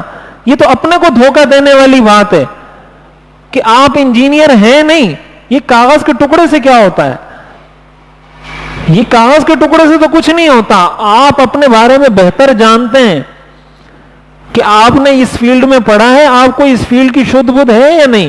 اگر نہیں ہے تو کم از کم اگر آپ اوروں کو دھوکہ دے رہے ہیں, خود تو دھوکہ نہ کھائیں. تو اس کا بہترین حل یہ ہے آپ جائیں کاروبار کریں, کوئی آپ ریڑھی لگا لیں, ٹماٹر بیچیں, آلو بیچیں, شریعت نے کوئی منع تھوڑی کیا ہے. جو آپ سمجھتے ہیں بھائی یہ حلال طریقہ ہے کمانے کا, میں یہ کاروبار کر سکتا ہوں, کروں. پھر ہمارے لوگ شرماتے ہیں کہ میرے پاس یہ ڈگری ہے تو میں کیا کروں گا, میرے پاس یہ ڈگری ہے تو میں. بھائی جب حضور علیہ الصلوۃ والسلام پیغمبر ہو کے تجارت کر سکتے ہیں, حضرت ابوبکر صدیق, حضرت عمر, حضرت عثمان, اتنے بڑے بڑے صحابہ جلیل القدر ہو کر, ہمارا مرتبہ کیا ان سے زیادہ ہے؟ ہمارا علم, ہمارا تقوی, ہماری ڈگریاں ان سے زیادہ ہیں. وہ جب تجارت کر رہے ہیں تو پھر ہم تجارت کرنے میں کیوں شرمائیں؟ تو اس لیے یہ جو سوچ ہمارے ہاں تعلیمی اداروں میں دی جا رہی ہے کہ نکل کے جاب ہی کرنی ہے, نکل کے جاب ہی کرنی ہے, ملازمت ہی کرنی ہے, یہ شریعت کی نظر میں پسندیدہ سوچ نہیں ہے. پسندیدہ سوچ شریعت جائز ہے, جائز ہونے میں کوئی اس میں دو رائے نہیں ہے. پسندیدہ یہ ہے کہ انسان خود اپنا آزاد کام کرے, جو آپ کو سمجھ میں آتا ہے. یہ ضروری نہیں کہ آپ 50 لاکھ کا بزنس شروع کریں, آپ 5,000 کا شروع کر دیں, 10,000 کا شروع کر دیں, 20,000 کا شروع کر دیں, اللہ تعالیٰ اس میں برکت عطا فرمائیں گے. اور ان ساری چیزوں کو دین سمجھ کے کریں, یہ ساری چیزیں دین نے سکھائی ہیں. جب حضور نے تجارت کی ہے اس کا مطلب تو یہ ہوا نا کہ تجارت کرنا بھی سنت ہے, تجارت کرنا بھی سنت ہے. جب حضرت ابوبکر نے کی, حضرت عمر نے کی, حضرت عثمان نے کی, اتنے بڑے بڑے صحابہ نے کی, اس کا مطلب تو یہ ہوا کہ یہ حضور کی بھی سنت ہے, خلفائے راشدین کی بھی سنت ہے. اس لیے اس کو اپنانا چاہیے. اور دوسرے نمبر پر جو اہم بات سمجھنے کی ہے تجارت کے حوالے سے, ہم اس موضوع پہ جب کوئی بات کریں نا, کوئی مولوی, لوگ کہتے ہیں یار یہ دنیا کی باتیں, مسجد میں دنیا کی باتیں کرتے ہیں, یہ دنیا کی باتیں کرتے ہیں. اتنا ہمارا مائنڈ لیول چینج ہو چکا ہے, ذہنی سطح ہماری اتنی تبدیل ہو چکی ہے کہ اب کوئی مولوی تجارت کے اسلامی اصول اور آداب سکھائے تو کہتے ہیں یہ دنیا کی باتیں کر رہا ہے. مطلب کیا ہوا کہ اس کو دین سے نکال کے باہر پھینک دو. تجارت اور اسلام کا کیا لینا دینا؟ اور زبان سے اسلام مکمل ضابطہ حیات ہے. اسلام 24 گھنٹے کا مذہب ہے. 24 گھنٹے میں تو تجارت بھی ہوتی ہے, 24 گھنٹے میں تو کاروبار بھی ہوتا ہے, 24 گھنٹے میں تو کچھ کمانا بھی ہوتا ہے. جب کمانا ہوتا ہے اور ہم سکھائیں گے نہیں تو کون سکھائے گا؟ انگریز آ کے سکھائے گا مسلمانوں کو تجارت اس طریقے سے کرنی ہے. حضور علیہ الصلوۃ والسلام نے فرمایا التاجر الصدوق الامین مع النبیین والصدیقین والشہداء. یہ صحیح حدیث ہے. آپ نے فرمایا سچ بولنے والا, امانت دار تاجر قیامت کے دن انبیاء, صدیقین اور شہداء کے ساتھ اٹھایا جائے گا. انبیاء کی صفوں میں اٹھایا جائے گا امانت دار اور سچے تاجر کو. یہ کوئی کم مرتبہ ہے. اور جو غلط ہے آپ نے فرمایا یحشر التجار یوم القیامت فجارا الا من اتقى وبر وصدق، کہ تاجروں کو قیامت کے دن فاسق فاجر لوگوں کی صفوں میں کھڑا کیا جائے گا، الا من اتقى وبر وصدق، ہاں جو تقوی اختیار کرے اور اچھا معاملہ کرے اور سچ بولے۔ مطلب یہ ہوا کہ اگر ان شرائط کے ساتھ کہ آپ معاملے میں کسی سے جھوٹ بھی نہ بولیں، اب جھوٹ کی جتنی شکلیں ساری اس میں آ جاتی ہیں۔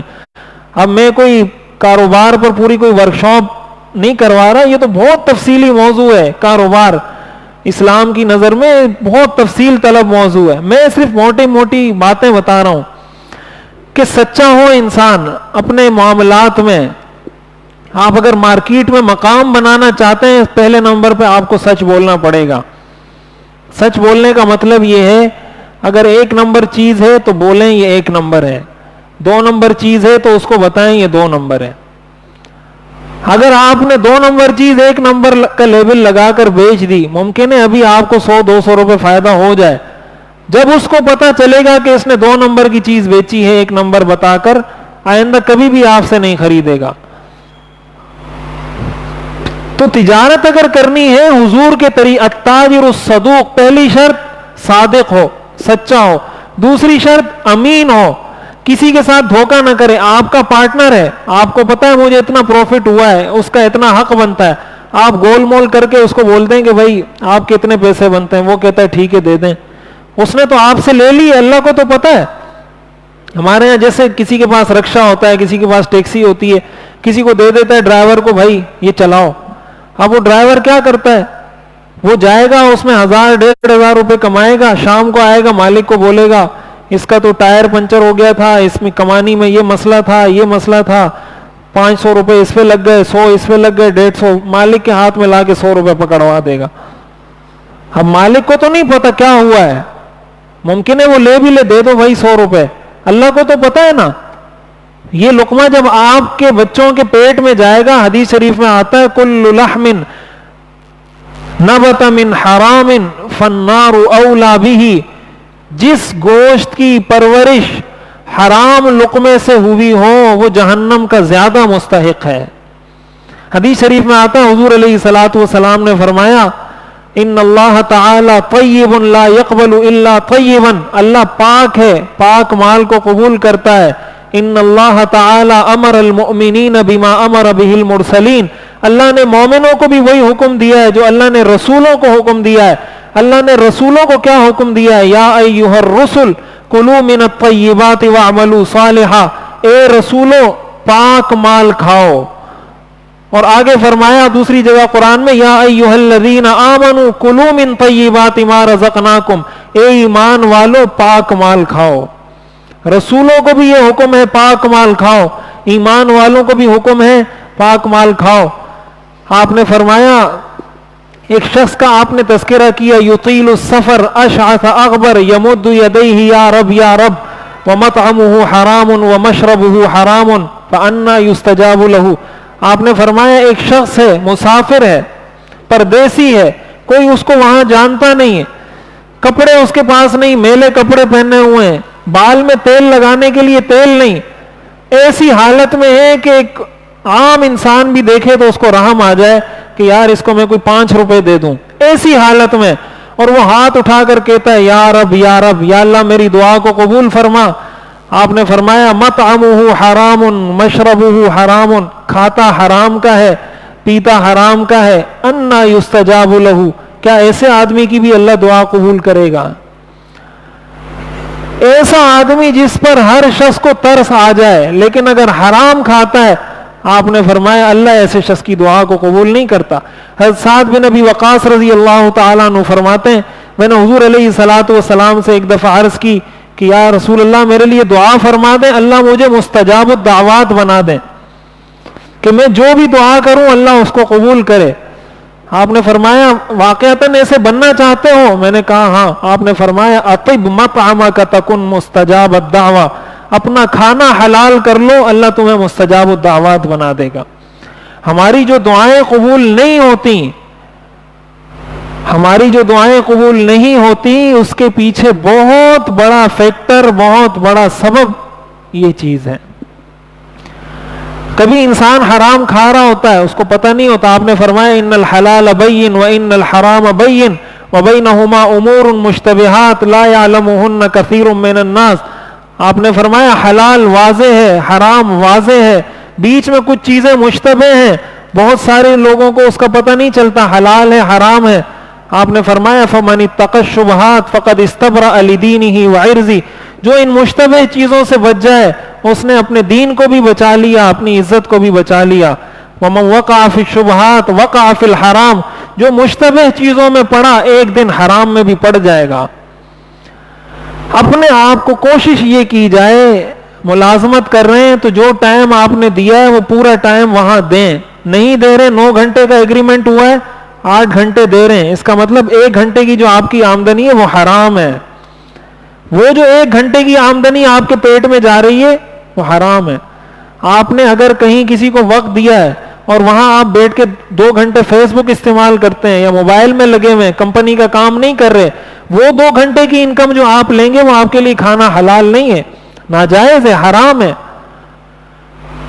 اس لیے ہمیں یہ چاہیے ہم تجارت کے بھی ضروری مسائل سیکھیں، ملازمت اگر کر رہے ہیں ملازمت کے بھی ضروری مسائل سیکھیں. ورنہ پھر یہ ہوگا کہ ہم اب دیکھیں کھانے کا قرآن میں جو یہ فرمایا نا کلوا من الطیبات واعملوا صالحا، پاک مال کھاؤ اور نیک عمل کرو، یہ 2 باتیں ایک ساتھ ذکر کی ہیں. کلوا من الطیبات واعملوا صالحا، پاک کھاؤ اور نیک عمل کرو.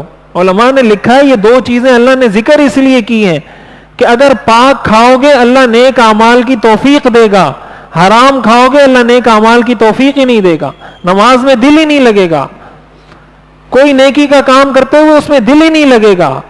اگر چاہتے ہو کہ عبادات میں دل لگے، میری اولاد نیک ہو، میری اولاد میرے بعد میرے لیے صدقہ جاریہ بنے، ان کے پیٹ میں حرام کا لقمہ داخل نہ کریں. اگر حرام ان کو کھلایا تو خود تو حرام کمانے کی وجہ سے گناہگار ہوئے ہی، اس بچے کو بھی آپ نے حرام کی غلاظت سے آلودہ کر دیا. پھر اس بچے سے یہ توقع رکھنا کہ یہ فرما بردار بنے گا، یہ میرا ادب کرے گا، یہ نماز پڑھے گا، یہ شریعت کا پابند بنے گا. اللہ اپنی قدرت سے کسی کو بنا دے تو بنا دے. ورنہ آپ زمین میں گندم کا بیج ڈالیں اور امید آپ چاول کی رکھیں تو دنیا کے لوگ بھی کہتے ہیں یہ پاگل ہے. حرام کھلا کر یہ توقع کریں کہ اچھا انسان بنے گا، یہ توقع بھی ایسا ہی ہے کہ بیج آپ نے کسی اور چیز کا ڈالا ہے، توقع کسی اور چیز کی کر رہے ہیں.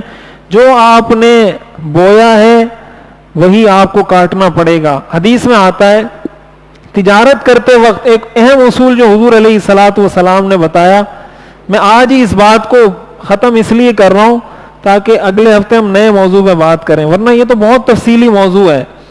حضور نے فرمایا 3 لوگ ایسے ہیں لا یکلمہم اللہ ولا ینظر الیہم ولا یزکیہم، قیامت کے دن نہ اللہ ان سے بات کرے گا، نہ ان کو دیکھے گا اور نہ ان کو پاک کرے گا. حضرت ابو ذر فرماتے ہیں میں نے کہا خابوا وخسروا من ہم، کہ یہ تو ناکام ہو گئے، نامراد ہو گئے. یا رسول اللہ یہ کون لوگ ہیں کہ قیامت میں اللہ نہ ان کو دیکھے گا نہ ان سے بات کرے گا؟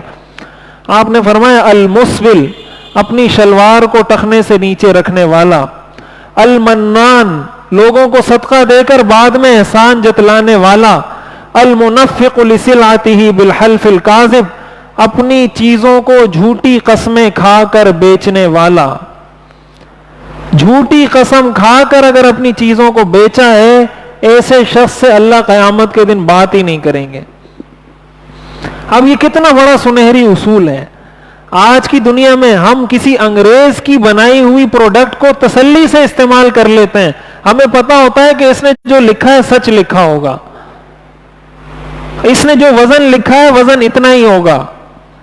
لیکن اگر ایک مسلمان کی پیکنگ ہے تو ہمیں شک ہوتا ہے کہ یار پتہ نہیں یہ جو لکھا ہے ایسا ہے یا نہیں. اس کا مطلب یہ ہوا کہ اس سچائی کو انگریز نے اپنایا ہے اور اس سچائی کو ہم نے چھوڑا ہے. انگریز کاروبار میں ترقی کر رہا ہے، ہم کاروبار میں نیچے آ رہے ہیں. وہ تجارت میں ترقی سائنس اور ٹیکنالوجی کی وجہ سے نہیں کر رہا، وہ کاروبار میں ترقی سچائی اور امانت کی وجہ سے کر رہا ہے. اور سچائی اور امانت یہ اسلام کا درس ہے, یہ ٹیکنالوجی کا درس نہیں ہے, سائنس کا درس نہیں ہے. سائنس کی کتابوں میں یہ نہیں پڑھایا جاتا کہ کاروبار میں سچائی کرنا. اس لیے ہم اور آپ دیکھ لیں, آپ نے اپنی زندگی میں ایسے بہت سارے تاجر دیکھے ہوں گے, کاروباری لوگ دیکھے ہوں گے کہ ایک آدمی ہے وہ ہمیشہ سچ بولتا ہے, اپنے وعدے کے مطابق کام کرتا ہے, اپنے سب کو پتا ہے کہ یار یہ سچا آدمی ہے, اس سے کوئی بھی معاملہ کرنے میں کوئی آدمی جھجکتا نہیں. ہر آدمی آنکھیں بند کر کے اس کو پیسے بھی دے دیتا ہے, چیزیں بھی لے لیتا ہے, کہتے ہیں یار یہ بندہ لائے یہ صحیح ہوگا. تو دوسرا آدمی جھوٹ بول کر ایک دفعہ 200 زیادہ کما لیتا ہے, سچا آدمی 10-10 روپے کماتا ہے, لیکن اتنا مستقل مزاجی کے ساتھ ہوتا ہے کہ وہ اس جھوٹے آدمی سے کئی گنا زیادہ کما لیتا ہے, اور پھر اس کی وجہ سے جو اللہ برکت عطا فرماتے ہیں وہ اس سے الگ ہے. اسی طرح قرآن کریم میں اللہ تعالیٰ نے قوم شعیب کا تذکرہ کیا ہے. قرآن کریم میں چند قوموں کا تذکرہ ہے, ان میں سے ایک قوم حضرت شعیب علیہ السلام کی قوم ہے جس کو اللہ نے تباہ کیا تھا. اور ان کی خامی کیا تھی, اللہ نے ان پر عذاب کیوں نازل کیا تھا؟ ان کی خامی یہ تھی کہ وہ ناپ تول میں کمی کیا کرتے تھے. قرآن نے اس کو کئی صورتوں میں ذکر کیا, بار بار قوم شعیب کا تذکرہ کیا ہے کہ قوم شعیب کو حضرت شعیب علیہ السلام نے کہا اوفوا الکیل والمیزان بالقسط ولا تبخسوا الناس اشیاءهم ولا تعثوا فی الارض مفسدین. ناپ تول میں کمی مت کیا کرو, لوگوں کو پورا پورا ناپ تول کے دیا کرو. قوم شعیب کیا کہتی تھی؟ قرآن نے اس کا تذکرہ کیا, کاش ہم قرآن پڑھتے تو ہمیں پتا ہوتا. شعیب علیہ السلام کی قوم نے کہا اصلاتک تأمرک ان نترک ما یعبد آباؤنا او ان نفعل فی اموالنا ما نشاء انک لانت الحلیم الرشید. وہ مذاق اڑاتے ہوئے کہتے تھے تمہاری نماز تمہیں یہ چیز سکھاتی ہے کہ اب ہم مال بھی تمہاری مرضی کے مطابق اس میں کاروبار کریں گے؟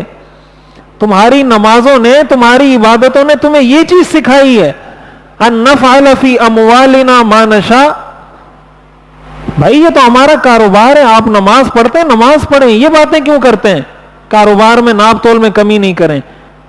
آپ نے نماز پڑھنی ہے نا, نماز پڑھیں, یہ باتیں کیوں کرتے ہیں؟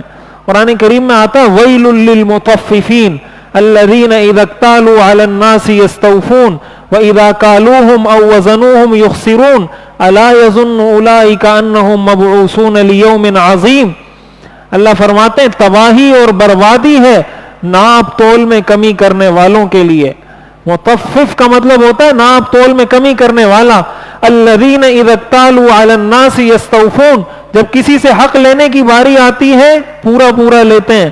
وَإِذَا كَالُوهُمْ أَوْ وَزَنُوهُمْ يُخْسِرُونَ, جب دوسرے کو وزن کر کے دینے کی باری آتی ہے کم کر کے دیتے ہیں.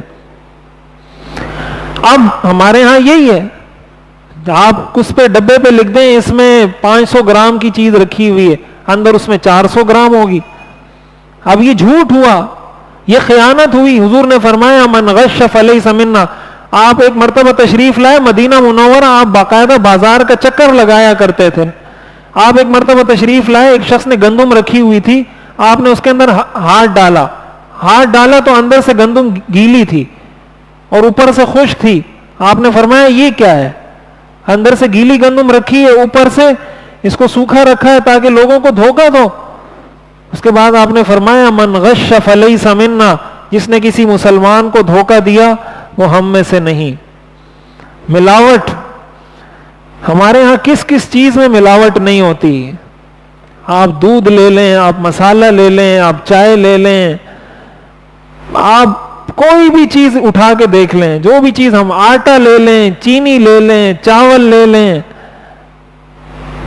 کیا چیز بچی ہے ہمارے ہاں؟ لوگ ڈبوں کا دودھ ہم کہتے ہیں نہیں پیئیں, باہر جا کے جو عام کھلا دودھ ہے وہ خریدیں, اور اس میں پتہ نہیں وہ اراروٹ ہوتا ہے, کیا ہوتا ہے, کلف ملاتے ہیں, کیا کچھ ملا کے دودھ میں اس کو گاڑھا کرنے کے لیے دودھ بیچ رہے ہیں. وہ انسانوں کے جسم میں جا رہا ہے, کسی کو معدے کی بیماری ہو رہی ہے, کسی کو کینسر ہو رہا ہے, کسی کو کیا ہو رہا ہے. وہ دوائیاں جن کو جو بالکل انسان مرنے کے قریب ہوتا ہے نا، ڈاکٹر اس کو آخری ہتھیار کے طور پہ استعمال کرتے ہیں کہ یہ گولی اس کو کھلا دو، ممکن ہے اس کی جان اس سے بچ جائے، بچ گئی تو ٹھیک، نہیں تو پھر اس کے بچنے کے چانسز نہیں ہیں. ہمارے ہاں وہ بھی 2 نمبر بنتی ہیں، وہ گولیاں بھی 2 نمبر بن رہی ہیں، اور یہ بنانے والے کوئی اور نہیں، یہ سارے ہمارے پڑھے لکھے ڈاکٹر حضرات ہوتے ہیں. یہ وہ ایجوکیشن ہے. اس ایجوکیشن کے ساتھ جب تک اسلام کا ٹچ نہیں دیں گے نا تو پھر آپ کو کوئی بھی نفع نہیں پہنچائے گا. دیکھیں اب آپ تھوڑی دیر کے لیے تصور کریں، ہم مسلمان ہونے کی حیثیت سے دودھ والا یہ کہے کہ میں دودھ میں ملاوٹ نہیں کروں گا، خالص دودھ بیچوں گا.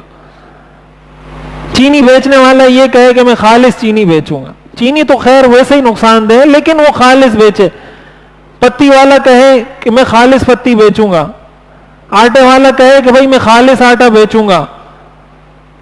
جو چیزیں جہاں جہاں انسان کے استعمال کی ہیں، یہ فروٹ اس کو انجیکشن لگائے جاتے ہیں. تربوز میں انجیکشن لگاتے ہیں میٹھا کرنے کے لیے، خربوزے میں انجیکشن لگاتے ہیں میٹھا کرنے کے لیے. تو جب یہ سارے لوگ اگر کہہ دیں کہ بھائی ہم سب نے کوئی بےایمانی نہیں کرنی، 2 نمبری نہیں کرنی، ہمارے معاشرے کی 50% بیماریاں تو ویسے ہی ختم ہو جائیں گی. اب مجھے یہ بتائیں کہ اسلام پر عمل کرنے میں سکون ہے یا نہیں ہے؟ حضور کی سیرت پر عمل کرنے میں سکون ہے یا نہیں؟ ہر آدمی اگر اپنا کام ٹھیک کرے، ہر آدمی اپنے آپ کو ملاوٹ سے بچائے، 50% بیماریاں ہماری 50% سے زیادہ ختم ہو جائیں گی. جب ختم ہو جائیں گی تو ٹینشن ہی نہیں ہوگی. ہم کہتے ہیں دین پر عمل کرنے سے کیسے سکون ملتا ہے؟ اللہ نے ویسے نہیں کہا الا بذکر اللہ تطمئن القلوب، اللہ کے ذکر سے اطمینان ملے گا، شریعت پر عمل کرنے سے اطمینان ملے گا. اس لیے ہم کم از کم اپنی حد تک، اور تو ہم کوشش کریں دوسروں تک پیغام پہنچائیں.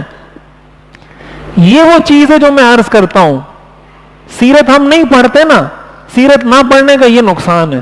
ہمیں نہیں پتا تجارت کے اصول کیا ہیں، تجارت کے. اب ایک مسلمان نے اگر تجارت کے آداب، اسلامی احکام پڑھے ہوں گے، وہ اگر ملاوٹ کرے گا بھی ایک نہ ایک دن جا کے رک جائے گا کہ یار بہت کر لیا، 20 سال ملاوٹ کر لی، اب چھوڑ دو. لیکن اگر اس کو پتہ ہی نہیں ہے، وہ تو مرنے سے پہلے بھی اگر 2 منٹ ملیں گے تو دودھ میں ملاوٹ کر کے جائے گا، اس کو پتہ ہی نہیں ہے.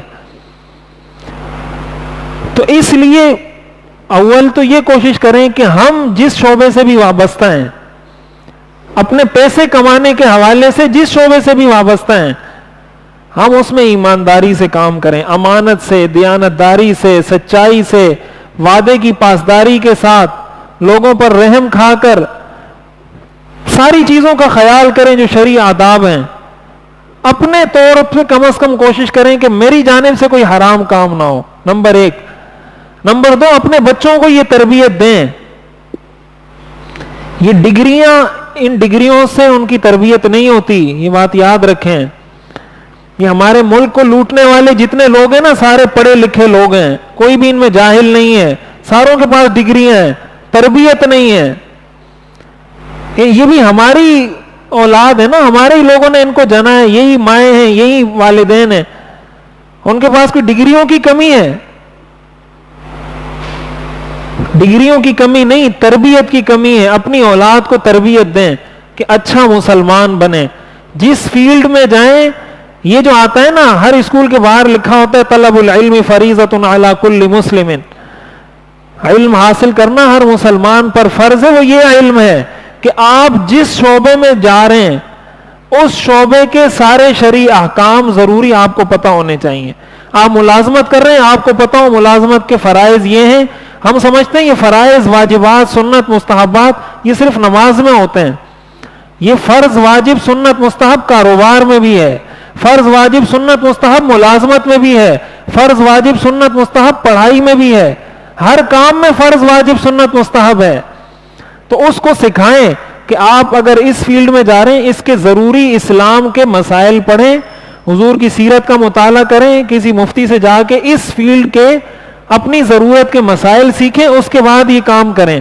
ہمارے ہاں نکاح ہو جاتا ہے، نکاح میں ساری رسومات ہو جاتی ہیں، لیکن کوئی بھی شخص، کوئی بھی والد اپنے بیٹے کو یہ نہیں سکھاتا بیٹا بیوی کے حقوق کیا ہیں، نکاح کے بعد کرنا کیا ہے، طلاق کیا ہوتی ہے، کن الفاظ سے طلاق ہو جاتی ہے، کن چیزوں سے گھر میں جھگڑے ہوتے ہیں. سکھاتے ہیں ہم لوگ اپنے بچوں کو؟ نہیں سکھاتے. بارات بھی ہوگی، ولیمہ بھی ہوگا، مہندی بھی ہوگی، مایو بھی ہوگا، سب کچھ ہوگا. نکاح کا احکام، نکاح کے احکام کوئی بھی نہیں سکھائے گا. طلاق کے مسائل کوئی بھی نہیں سکھائے گا. بیوی کے حقوق شوہر کو اور شوہر کے حقوق بیوی کو کوئی بھی نہیں سکھائے گا. تو بھائی ہمارے معاشرے میں کہاں سے سکون آئے گا؟ تو ایک یہ عزم کریں کہ خود عمل کرنا ہے، نمبر 1 کریں گے انشاءاللہ. دوسرا یہ عزم کریں کہ دوسروں کو، اپنے بچوں کی تربیت کرنی ہے. تیسرے نمبر پر یہ کام کریں کہ یہ پیغام اپنی حد تک محدود نہ رکھیں. دیکھیں یہ آپ الحمدللہ یہ کورس ہم نے یہاں شروع کیا، کئی علماء نے، آج بھی ایک عالم مفتی صاحب ہیں ہمارے دوست ہیں، انہوں نے ایک اشتہار بنایا ہوا تھا، انہوں نے واٹس ایپ پر باقاعدہ سیرت کا ایک کورس شروع کیا ہے، لوگوں کو سیرت پڑھا رہے ہیں. انڈیا سے اس دن ایک ساتھی کا فون آیا بمبئی میں، انہوں نے یہی سیرت کورس پڑھانا شروع کیا ہے وہاں پر. ایک اور کا فون، ایک فیصل آباد میں ہمارے ایک دوست ہوتے ہیں، انہوں نے یہی سیرت کورس پڑھانا شروع کیا ہے، یہی جو ہم پڑھ رہے ہیں پڑھا رہے ہیں. تو میری آپ سے درخواست ہے کہ یہ صدقہ جاریہ ہوگا، یہاں سے اس کا آغاز ہوا ہے، جہاں جہاں پھیلے گا آپ اس کے قیامت تک چلتا رہے گا. پتہ نہیں کون کب کس کے دل میں کیا بات اتر جائے، کب عمل کرے، وہ اب ہم قبر میں ہوں گے، کسی کو فائدہ پہنچے گا. تو تیسرا کام یہ کریں کہ دوسروں کے ساتھ اس کو ڈسکس کریں، دوسروں کو بتائیں، اور کوشش کریں کہ اور لوگ بھی اس سے فائدہ اٹھائیں. اللہ تعالی ہمیں عمل کرنے کی توفیق عطا فرمائے. وآخر دعوانا ان الحمدللہ رب العالمین. الحمدللہ رب العالمین والصلاة والسلام علی رسولہ محمد وآلہ واصحابہ اجمعین. ربنا آتنا فی الدنیا حسنہ وفی الآخرۃ حسنہ وقنا عذاب النار. صلی اللہ تعالی علی خیر خلقہ محمد وآلہ واصحابہ اجمعین. آمین برحمتک یا ارحم.